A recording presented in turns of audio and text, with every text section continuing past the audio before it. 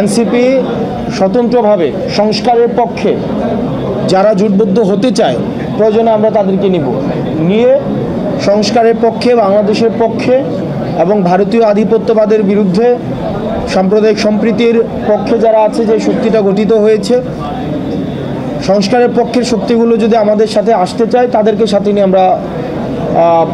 আমরা জোট গঠন করতে পারি। যারা পেইড কিছু ইন্টেলেকচুয়াল আছে, বুদ্ধিজীবী আছে পেইড, যাদেরকে ভাড়ায় খাটানো যায়, এইসব মানুষ তারা আওয়ামী লীগের পক্ষে এতদিন বৈধতা উৎপাদন করেছে, কিন্তু গত 2 দিনের কার্যক্রমে বুঝে যাওয়া উচিত যে আওয়ামী লীগ কখনোই গণমানুষের দল ছিল না।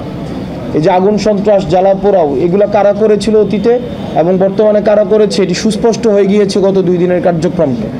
যারা ফেসিবাদ বিরোধী ক্রিয়াশীল যে রাজনৈতিক দলগুলো রয়েছে, সেই রাজনৈতিক দলগুলোর ঐক্যবদ্ধ হওয়ার কোনো বিকল্প নেই।